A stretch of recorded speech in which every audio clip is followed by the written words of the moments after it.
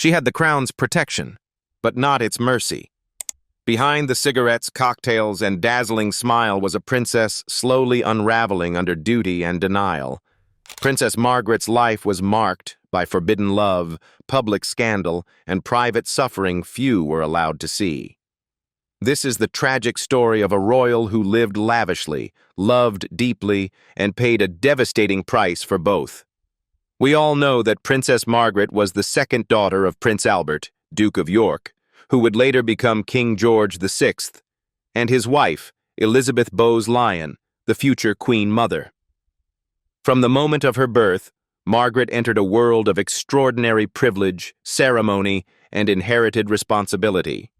Yet she also arrived as the spare, younger sister to Princess Elizabeth, whose destiny as future queen was already quietly but firmly assumed. Margaret's early childhood unfolded during a period of relative calm, before history reshaped the royal family's role. The York household was affectionate and closely knit, with King George VI and Queen Elizabeth determined to provide their daughters with warmth and emotional security rather than cold formality. Margaret was known to be lively, outspoken, and emotionally expressive, in contrast to Elizabeth's seriousness and discipline. Even as a young child, she displayed a flair for performance, singing, dancing, and entertaining guests, suggesting a spirited personality that resisted the constraints of royal reserve. Everything changed in 1936 with the abdication crisis of King Edward VIII. When Edward renounced the throne to marry Wallis Simpson, Margaret's father unexpectedly became king. Overnight, Margaret's position shifted dramatically. She was no longer merely the daughter of a younger royal son. She became the king's child, raised at the very center of the monarchy. Buckingham Palace replaced quieter family residences, and royal duty began to dominate daily life. Margaret, just 6 years old, had little understanding of the political upheaval, but she keenly felt the emotional strain placed on her father and the sudden gravity surrounding her sister's future. World War II further shaped Margaret's formative years. Alongside Elizabeth, she remained in Britain during the Blitz, most notably at Windsor Castle, as a symbol of national resilience. The sisters were sheltered from direct danger, yet the atmosphere of fear, loss, and sacrifice left a deep impression. Margaret later recalled the contrast between the grandeur of royal life and the harsh realities faced by ordinary citizens, a tension that would remain with her into adulthood. Throughout her youth, Margaret received a private education tailored to royal expectations, focusing on history, literature, music, and religion. Music, in particular, became a refuge. She developed a deep love for the arts, theater, and poetry, interests that set her apart within a family defined by restraint and protocol. Yet despite the affection of her parents, Margaret increasingly felt overshadowed by Elizabeth's clear path toward queenship. Her role was undefined, her future uncertain, and her individuality often secondary to the institution she served. By the time she reached her mid-teens, Margaret had already begun to experience the emotional contradictions that would define her life. Intense loyalty to her family and duty, coupled with a longing for freedom, attention, and personal fulfillment. Her royal birth granted her status and security, but her youth was marked by an unspoken awareness that she would always stand just one step behind the crown, close enough to feel its weight, yet powerless to shape it. By the early 1950s, Princess Margaret had grown into one of the most glamorous and closely watched women in the world. Beautiful, witty, and emotionally intense, she was everything her elder sister Elizabeth was not allowed to be. Yet behind the dazzling public image was a young woman longing for genuine affection and emotional certainty. That longing found its focus in Group Captain Peter Townsend, a man who would become the great love and great heartbreak of her life. Peter Townsend was no ordinary courtier. A decorated Royal Air Force hero who had flown missions during World War II, he was brave, disciplined, and quietly charismatic. As an equerry to King George VI, Townsend spent long hours within the royal household, forming a close bond with both the king and his younger daughter. For Margaret, who deeply adored her father and admired strength and loyalty, Townsend represented stability, understanding, and emotional maturity. He was 16 years her senior, but their connection was intense and unmistakably sincere. The relationship deepened after the death of King George VI in 1952, a loss that devastated Margaret. In her grief, Townsend became a source of comfort, and their emotional closeness soon evolved into love. By 1953, the romance could no longer be concealed. The public first sensed something significant during Queen Elizabeth II's coronation, when Margaret was seen brushing lint from Townsend's uniform, a small, intimate gesture that ignited widespread speculation. Almost overnight, the relationship became front-page news. What followed was a collision between personal love and institutional power. Townsend was divorced, a status that made him unacceptable as a husband to a senior royal under the strict doctrines of the Church of England, which Queen Elizabeth II now headed as Supreme Governor. Beyond religious opposition, the British government and Commonwealth leaders feared that allowing the marriage would destabilize the monarchy and set a dangerous precedent. Margaret was informed that marrying Townsend would require her to renounce her royal status, her income, and her place in the line of succession.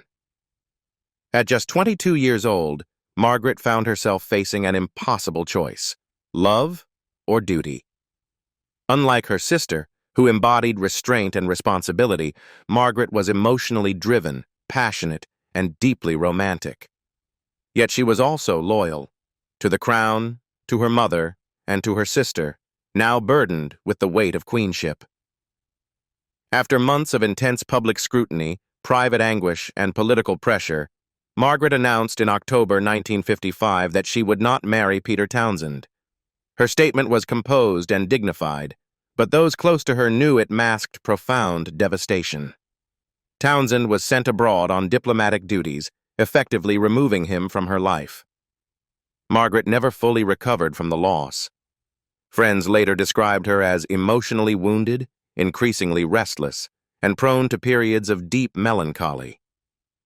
Though she would later marry Anthony Armstrong Jones, many believed the marriage was shaped by unresolved grief and a lingering sense of emotional deprivation. In the years that followed, Margaret reportedly spoke of Townsend with enduring tenderness. According to royal insiders, she regarded him as her greatest love, the one relationship that felt truly safe and complete. Even near the end of her life, those close to her noted a lingering sorrow connected to that lost future, a quiet grief that never entirely faded. The forbidden love of Peter Townsend did not simply break her heart in youth.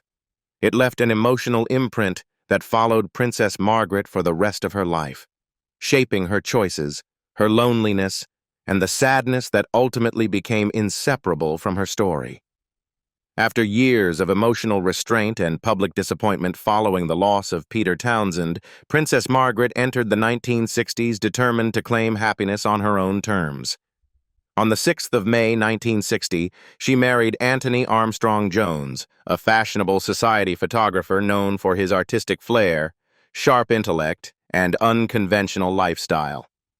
The wedding, held at Westminster Abbey, was historic.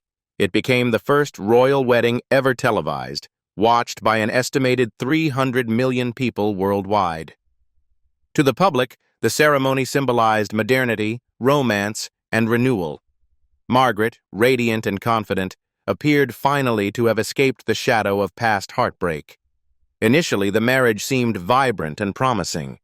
Armstrong Jones, later created Earl of Snowdon, brought a bohemian energy into royal life that fascinated Margaret. He moved easily among artists, designers, and intellectuals, encouraging her love of music, theater, and modern culture. Their social life was glamorous and fast-paced, filled with elite parties, international travel, and creative circles far removed from the rigid traditions of the court. In the early years, Margaret appeared genuinely fulfilled, relishing the sense of emotional freedom she had long been denied. The birth of their two children appeared to anchor the marriage. Their son, David, Viscount Linley, was born in 1961, followed by their daughter, Lady Sarah, in 1964.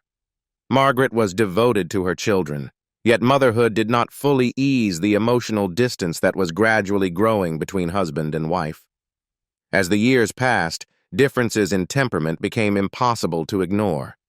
Margaret was emotionally intense, sensitive to rejection, and deeply attached to status and loyalty. Armstrong Jones, by contrast, was restless, independent, and increasingly resistant to royal constraints. By the late 1960s, cracks in the marriage had become visible. Both partners engaged in extramarital affairs, and trust eroded rapidly. Armstrong Jones's infidelities were numerous and poorly concealed, while Margaret sought affection and validation elsewhere. Their relationship grew volatile, marked by jealousy, bitterness, and long periods of separation. Royal insiders later described the marriage as emotionally exhausting, with cycles of reconciliation followed by renewed conflict. The most damaging scandal erupted in 1976, when photographs surfaced of Princess Margaret vacationing on the Caribbean island of Mustique with Roddy Llewellyn, a landscaper 17 years her junior. The images, showing the princess in intimate, relaxed poses, shocked the public and fueled intense media scrutiny. The affair became a symbol of royal rebellion and personal despair, challenging traditional expectations of royal conduct. For Margaret, the exposure was deeply humiliating, but it also reflected her growing detachment from royal restraint and marital obligation. By this point, the marriage was beyond repair. Emotional estrangement had hardened into resignation, and both Margaret and Armstrong Jones accepted that separation was inevitable. In 1978, their divorce was finalized, marking a historic rupture. It was the first divorce in the British royal family in more than 400 years. The event sent shockwaves through the monarchy, quietly reshaping public attitudes toward royal marriages and personal freedom. The years following Princess Margaret's divorce marked one of the most emotionally fragile periods of her life. Though she remained a senior member of the royal family, the end of her marriage stripped away the last illusion of domestic stability she had hoped to achieve. Publicly, she continued to project elegance, confidence, and wit, but privately she struggled with an overwhelming sense of loneliness that grew more pronounced as the decades progressed. Margaret had always defined herself through intense personal relationships. When those bonds failed, she found herself adrift. Unlike her sister Queen Elizabeth II, whose life was structured by duty, marriage, and routine, Margaret's post-divorce existence lacked a clear emotional anchor. The freedom she had once fought for now felt empty. Without a partner or a clearly defined role within the monarchy, she often appeared uncertain of where she truly belonged. Despite this inner turmoil, Margaret maintained a demanding schedule of official duties and charitable work. She remained patron of numerous organizations, particularly those focused on the arts, health, and social welfare. Appearances were polished and professional, yet those who observed her closely sensed a growing detachment. Her laughter could still fill a room, but it increasingly carried a brittle edge, as though masking something unresolved beneath the surface. Socially, Margaret surrounded herself with a tight, familiar circle of friends. Artists, aristocrats, and socialites who shared her love of music, conversation, and indulgence. She spent extended periods on Mustique, where she felt temporarily liberated from royal expectations. Yet even in these relaxed settings, friends later recalled moments of profound melancholy. She could be charming and animated one evening, then withdrawn and introspective the next, as if struggling to reconcile her public persona with her private dissatisfaction. High-profile royal events during the late 1970s and 1980s often highlighted her isolation. Standing among married couples and younger generations of royals, Margaret was sometimes seen alone, physically present, yet emotionally distant. Observers noted that she no longer appeared fully at ease within the institution that had shaped her identity. The monarchy had moved forward, modernizing cautiously, embracing new figures, while Margaret remained tethered to an earlier era, unsure of her place in its evolving narrative. Reportedly, throughout much of her adult life, Princess Margaret relied heavily on alcohol and cigarettes as a means of coping with emotional strain, frustration, and an enduring sense of unfulfilled longing. These habits, well known within royal and social circles, were not merely indulgences, but became deeply embedded mechanisms through which she managed stress, boredom, and personal disappointment. Over time, they formed a destructive rhythm that paralleled her emotional struggles and gradually took a visible toll on her health. Margaret was an exceptionally heavy smoker by any standard. From early adulthood, cigarettes were a constant presence in her life, often consumed from morning until night. Those close to her later estimated that she could smoke up to 60 cigarettes a day, an extraordinary amount, even in an era when smoking was socially accepted and widespread. Smoking was woven into her identity, part of her image as a rebellious, glamorous royal who resisted restraint. Yet beneath the surface, it served as a crutch, offering momentary comfort during periods of emotional unease and restlessness. Alcohol played a similarly significant role. Margaret drank regularly, particularly during social gatherings, holidays, and evenings spent among close friends. While public appearances maintained an air of sophistication, private routines often blurred the line between social drinking and dependency. Friends later suggested that alcohol became a way for her to quiet dissatisfaction and ease loneliness, especially during moments when royal duty felt empty and personal relationships failed to provide lasting stability. The roots of these habits stretched back to the 1960s, when Margaret's marriage to Anthony Armstrong Jones began to deteriorate. As emotional conflict intensified and trust eroded, alcohol and cigarettes increasingly filled the void left by intimacy and reassurance. The collapse of the marriage, followed by public scandal and divorce, only reinforced these patterns. Rather than diminishing with time, her reliance on substances intensified during the 1970s and 1980s, mirroring her growing sense of isolation. Margaret's substance use persisted despite serious health warnings. She experienced multiple medical scares over the years, including respiratory problems and later cardiovascular issues, many of which doctors directly linked to her smoking and drinking. Physicians repeatedly urged her to reduce or abandon these habits, yet she struggled to do so.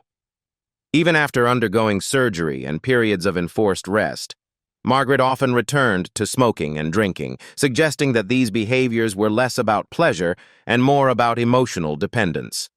Within royal circles, her habits were viewed with a mixture of concern and resignation. The royal family, traditionally discreet, avoided public confrontation, while friends quietly acknowledged that Margaret was self-medicating emotional pain she had never fully resolved. The loss of Peter Townsend, the failure of her marriage, and her ambiguous role within the monarchy combined to leave her vulnerable to cycles of escapism. By the 1990s, the consequences of decades of excess were increasingly visible. Her once vibrant energy diminished, and periods of illness became more frequent. Yet even as her physical strength declined, Margaret's struggle to relinquish these coping mechanisms continued. They had become intertwined with her identity, her routines, and her way of navigating a life shaped by privilege but haunted by disappointment. Indeed, by the early 1980s, the physical consequences of Princess Margaret's relentless lifestyle could no longer be ignored. Decades of heavy smoking, regular alcohol consumption, and emotional strain began to manifest in serious and recurring health problems, marking a sobering shift in her life from indulgence to survival. The vibrant, rebellious princess of earlier decades now faced a body increasingly weakened by years of excess. In 1984, Margaret was diagnosed with hepatitis, a serious and unsettling illness that required extended hospitalization. The diagnosis alarmed both the royal family and the public, as it signaled a deeper vulnerability in her overall health. Though official statements remained cautious and discreet, those close to her understood that her immune system had been compromised. The illness forced Margaret into an unfamiliar position of dependency, stripping her of control at a time when she already felt emotionally fragile. The following year brought an even greater shock. In January 1985, Margaret underwent major surgery to remove part of her left lung. The procedure was not only physically traumatic, but emotionally devastating. The parallels to her father, King George VI, whose heavy smoking had led to lung cancer and ultimately his death in 1952, were impossible to ignore. For Margaret, the operation served as a haunting reminder that she was repeating a dangerous family pattern, one that had already claimed someone she deeply loved. In the immediate aftermath of the surgery, Margaret appeared shaken into temporary restraint. She briefly gave up smoking, acknowledging the seriousness of her condition and the narrow margin by which she had avoided a far worse outcome. Yet the psychological roots of her habits remained unresolved. Within a relatively short time, she returned to smoking, quietly resuming the behavior that had become inseparable from her identity. Her drinking, too, continued largely unchanged, despite repeated medical warnings. Throughout the late 1980s and into the 1990s, Margaret's health became increasingly fragile. She suffered repeated bouts of pneumonia and respiratory infections, conditions exacerbated by her compromised lungs and continued smoking. Hospitalizations became more frequent, though often kept from public view as much as possible. Each illness seemed to weaken her further, diminishing her stamina and limiting her once active social life.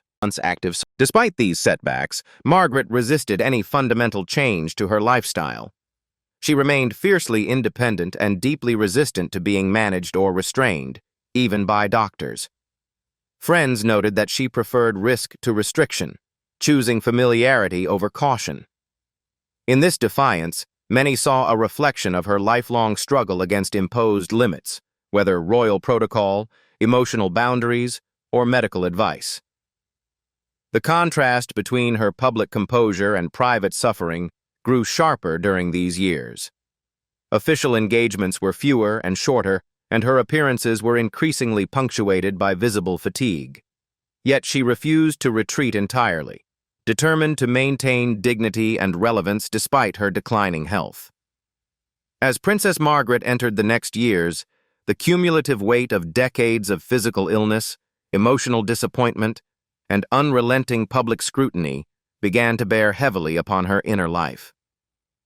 The once vivid royal presence, known for sharp wit, theatrical flair, and social intensity, gradually receded into a quieter, more fragile figure.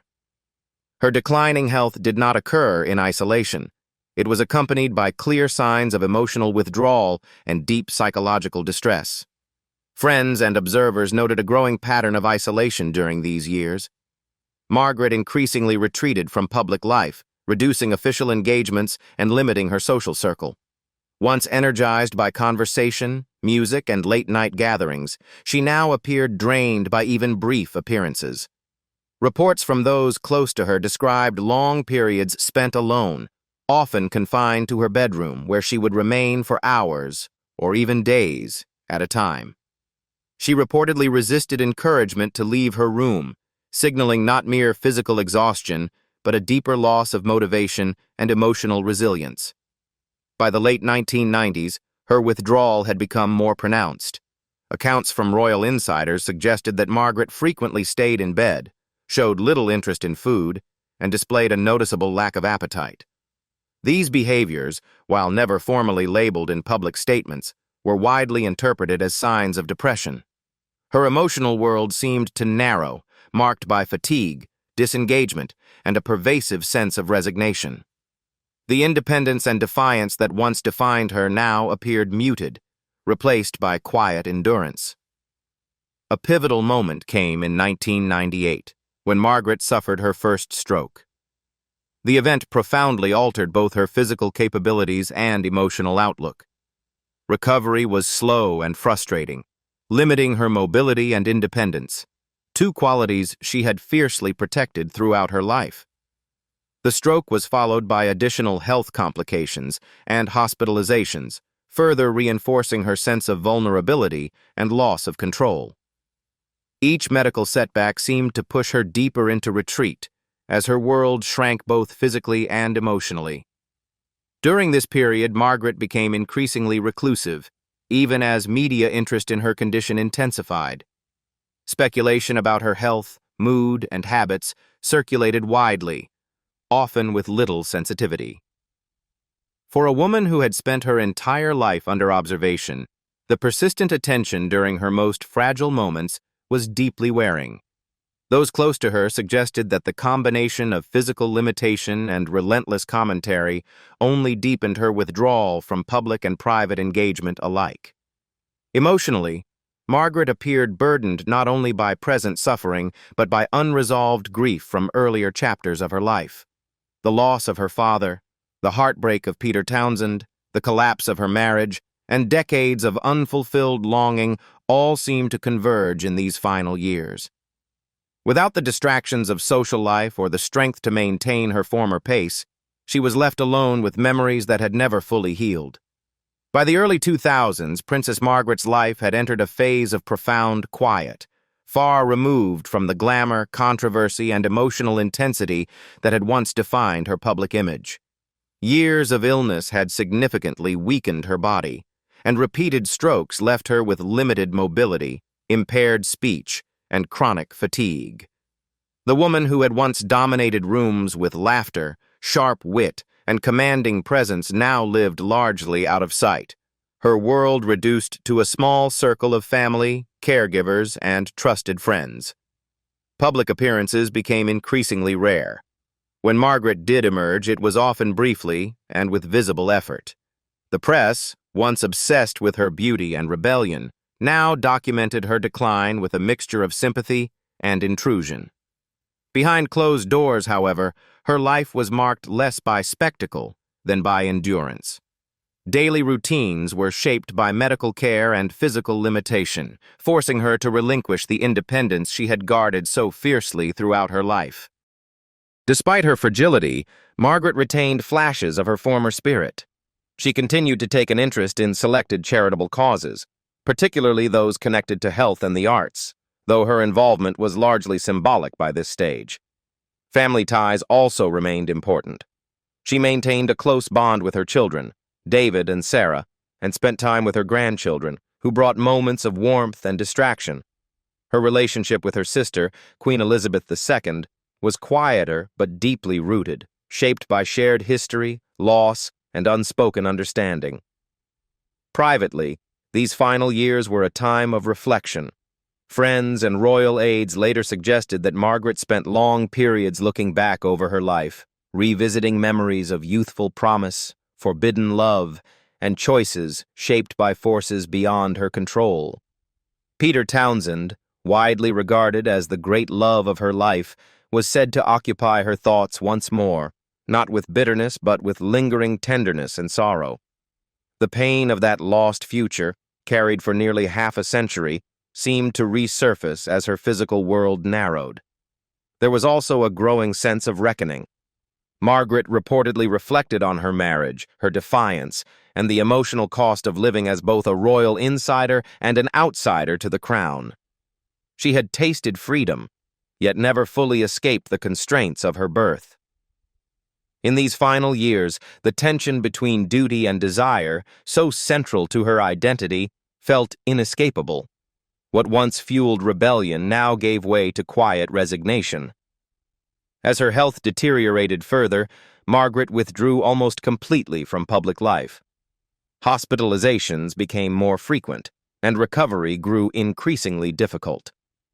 On February 9, 2002, Princess Margaret died at the age of 71, following complications from a stroke. True to the restrained dignity of the institution she had both served and resisted, her passing was marked by solemnity rather than spectacle.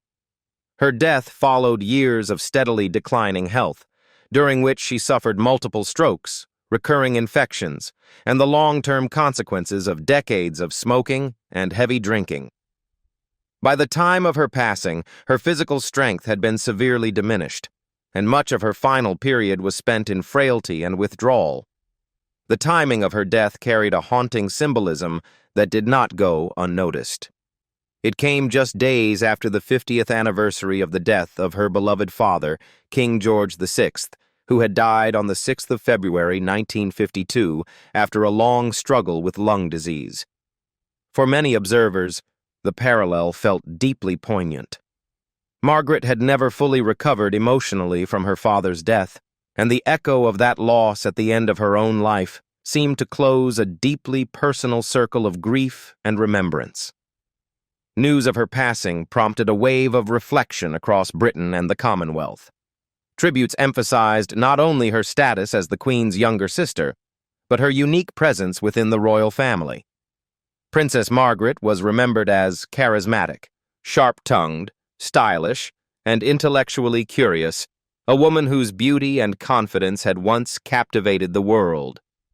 Yet alongside admiration came a sober reassessment of the private suffering that had shaped her later years. Many commentators acknowledged the emotional cost of her role as a royal spare. Unlike Queen Elizabeth II, whose life was defined by duty and structure, Margaret occupied a far more ambiguous position, close to the crown, yet powerless to direct her own destiny. Her forbidden love with Peter Townsend, the collapse of her marriage, and her struggles with loneliness and addiction were increasingly viewed not as personal failings, but as symptoms of a life constrained by institutional rigidity and emotional repression. In death, Margaret inspired a more nuanced public understanding than she had often received in life. The media, once harshly critical of her scandals and excesses, adopted a more compassionate tone. Obituaries described a woman ahead of her time, someone who challenged royal convention long before the monarchy learned to accommodate divorce, emotional openness, and personal choice. In this sense, Margaret came to be seen as a tragic transitional figure, caught between an unforgiving past and a more permissive future she would never fully enjoy. Her funeral reflected her complex character. In a break from royal tradition, Margaret had requested cremation rather than burial, a decision that underscored her lifelong resistance to rigid protocol. Her ashes were later interred beside her parents in St. George's Chapel, Windsor, reuniting her in death with the family she had loved so deeply and from whom she had drawn both comfort and pain. What do you think about Princess Margaret? Leave us your comments in the section below. We hope you have found this helpful video. Don't forget to leave a like, share, and subscribe to the channel if you like it. Thank you for watching this, and see you in the next videos. Goodbye.